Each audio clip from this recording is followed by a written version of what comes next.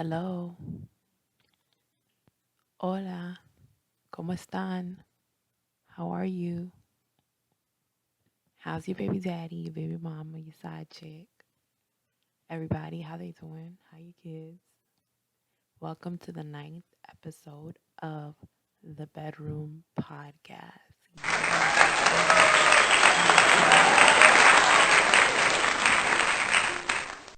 So, as always, we're gonna start with a dedication. But tell me, girl, how's your girlfriend? How you been? How's everybody been? How's everybody doing? I'm doing really well. I'm happy. I'm blessed. And yeah, life is great.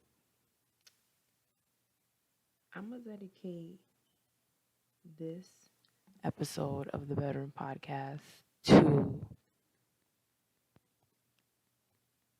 the Haitian community because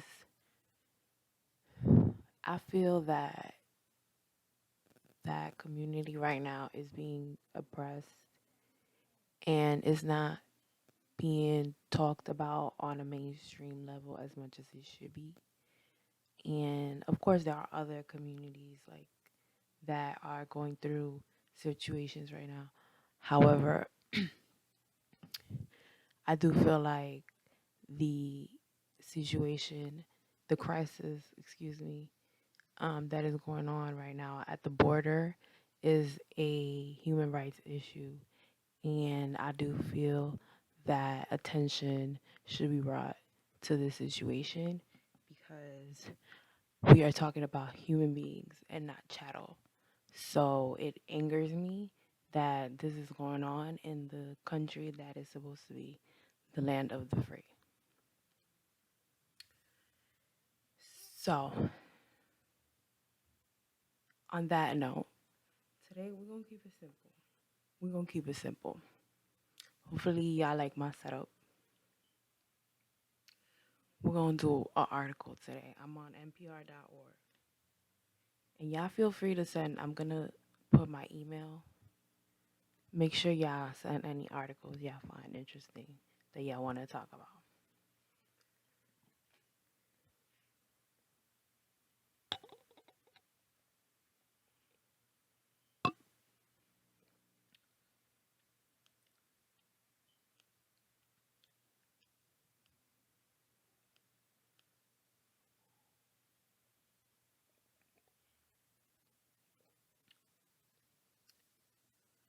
So,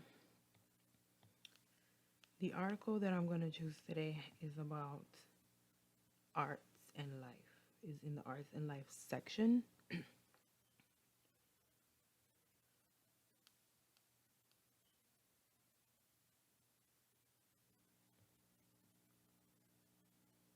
And I'm going to actually see if I can read this article right here.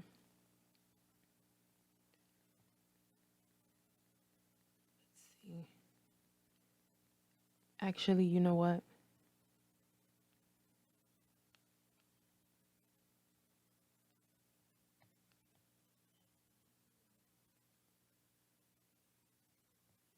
Let's do ethics.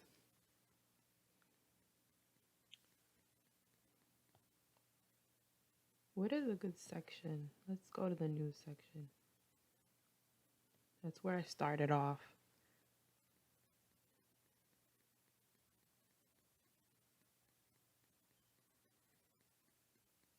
Okay. So,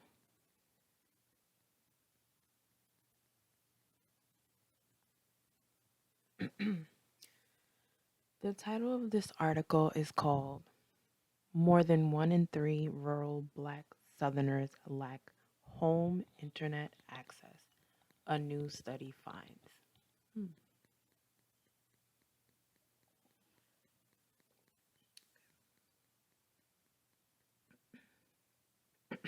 I'm just going to read some excerpts. Black residents in the rural South are nearly twice as likely as their white counterparts to lack home internet access, according to a new study from the Joint Center for Political and Economic Studies. The study, published Wednesday, examined 152 counties in Alabama, Arkansas, Florida, Georgia, Louisiana, Mississippi, North Carolina, South Carolina, Tennessee, and Virginia, where at least 35, 35% of residents are black. Researchers found that 38% of black residents in those counties do not have access to internet in their homes compared to 23% of white residents in the same regions. So we're talking about, so let's do like a who, what, when, where, why, right? Like we used to do in freaking elementary school at this point. So we're talking about black southerners. They're not having, they're not accessing home internet as much as their white counterparts or their counterparts of other races, right? According to this study by the Joint Center for Political and Economic Studies. And this is, when was this conducted? I'm interested in knowing when was this conducted. But okay, let's read on. Maybe it says somewhere in here. The study also found that nearly 1 in 4 black residents in the rural South don't even have option to subscribe to high-speed broadband compared to just 3.8% of Americans nationwide.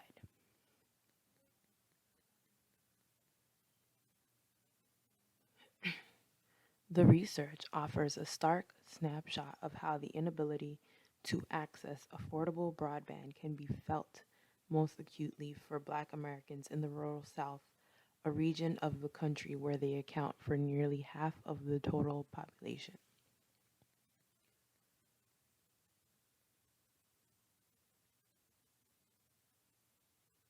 And this is actually pointing at a disparity that could affect the overall, you know, wellness and overall just community of Black Americans and Black Southerners specifically, because a lot of things nowadays are are accessed via internet, including school and things of that nature, you know. So it gets kind of it's interesting to look at because it points at a huge disparity, and it like lights a bell like, okay, well, what are the programs that need to be put in place to help these communities out, because during the pandemic a lot of children need internet access. So let's read on.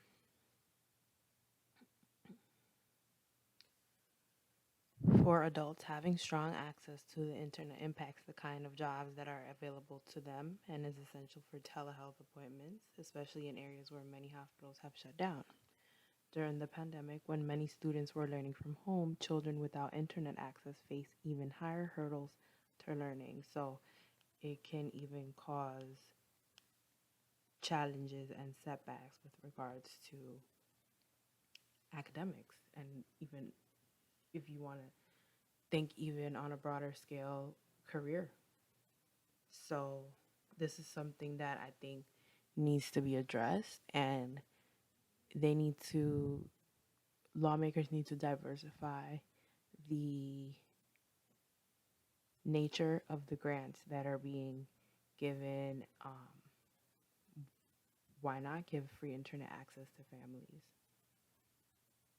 Why not in communities? You know, like why not? So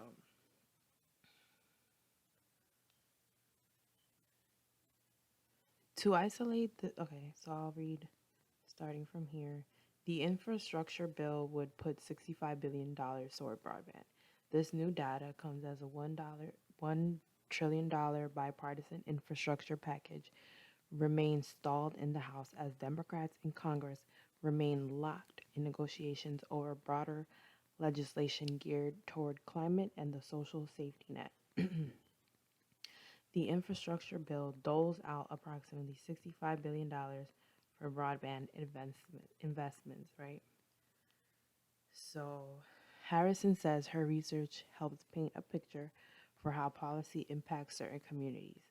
To isolate this specific community and really get to the details of what's going on, I think paints a very clear picture to policymakers about the ways in which this infrastructure package, for example, can really have a targeted and intentional impact on these folks.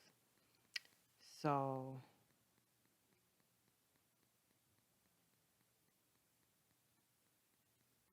looking at these communities in the rural South starts to open the doors for other research opportunities, other type of funding to go out to folks to look at these communities and understand more so what is really going on and how to make the best impact, right?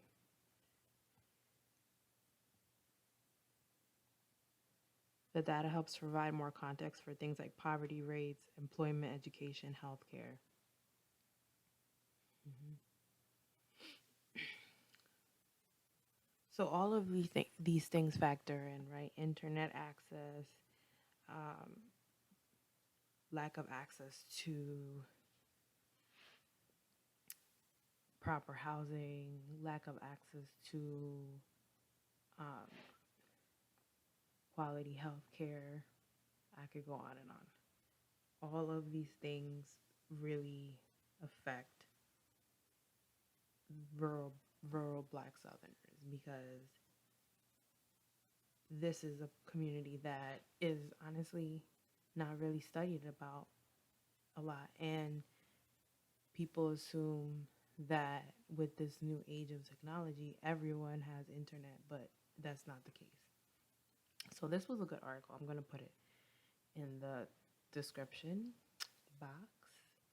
And the last thing that I want to talk about is I just want to encourage everybody, please, if you want to start a podcast, please just start a podcast because it's it's a lot of fun and I don't care like what the hell you start a podcast about as long as it's nothing like toxic. But shit, start a freaking podcast about water bottles.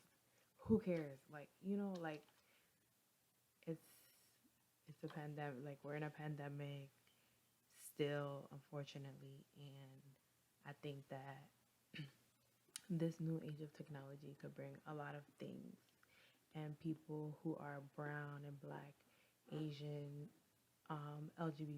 LGBTQIA plus, disabled, their voices need to be heard. Oh, that's another thing that I am working on. I am working on writing a book, and the book is mostly going to be about like truths and speaking your truth and making sure that our truths are heard as people of um, marginalized communities. So I'm going to talk more about that next time. Love y'all. And I'll see y'all in the next episode. Besos.